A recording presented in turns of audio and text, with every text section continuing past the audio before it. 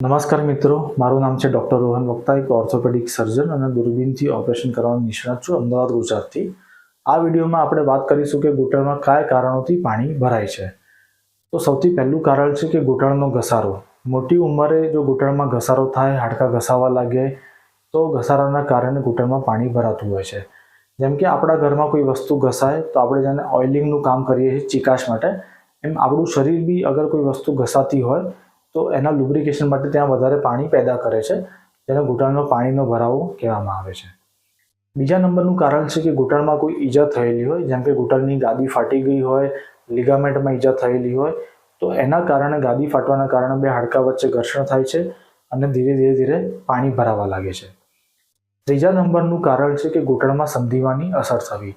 શરીરમાં એક rheumatoid arthritis નામનો જો રોગ હોય તો એને ફરતોવા, ગઠિયોવા કે સંધિવા કહેવામાં આવે છે, અને એના કારણે ઘૂંટણમાં બી એ સંધિવાની અસર જોવા મળે છે અને સાઇનોવાઇટિસ નામની કન્ડિશન જોવા મળે છે, જેને ઘૂંટણમાં પાણી ભરાવા લાગે છે. ચોથા નંબરનું કારણ છે યુરિક એસિડ. યુરિક એસિડ શરીરમાં રહેલું એક કેમિકલ છે જે વધારે પ્રોટીન લેવાથી વધારે પેદા થાય છે. તો દરેકના શરીરમાં યુરિક એસિડ હોય છે, પણ એક નોર્મલ લિમિટમાં હોવું જોઈએ. જો યુરિક એસિડ લિમિટ કરતાં વધારે વધી જાય તો પછી ઘૂંટણમાં યુરિક એસિડના ક્રિસ્ટલ્સ ડિપોઝિટ થાય છે અને એના કારણે પાણી ભરાવા લાગે છે. પાંચમા નંબરનું કારણ છે કે ઘૂંટણમાં કોઈ ઇન્ફેક્શન થવું. આપણા દેશમાં ટ્યુબરક્યુલોસિસ એક બહુ કોમન કન્ડિશન છે, અને ટ્યુબરક્યુલોસિસ એટલે કે ટીબીના કારણે પણ ઘૂંટણમાં પાણી ભરાતું હોય છે અને પાક થઈ જતો હોય છે. છઠ્ઠા નંબરનું કારણ છે કે ઘૂંટણમાં કોઈ ઈજા થયેલી હોય, ને ઈજા થવાના કારણે ત્યાં લોહી ભરાયેલું હોય અને એ લોહી ભરાવાના કારણે એવું લાગે કે ઘૂંટણ ફૂલી ગયેલું છે, તો એ લોહી ભરાવાના કારણે બી એવું લાગે કે ઘૂંટણમાં પાણી ભરાઈ ગયેલું છે. સાતમા નંબરનું કારણ છે કે ઘૂંટણમાં કોઈ હાડકાનો ટુકડો છૂટો પડી ગયો હોય, જેને મેડિકલ લેંગ્વેજમાં લૂઝ બોડી કહેવામાં આવે છે.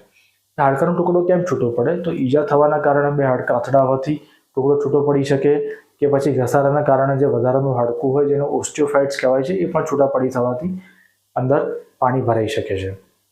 તો ફ્રેન્ડ્સ, આ વિડીયોમાં આપણે 7 મુખ્ય કારણો વિશે વાત કરી.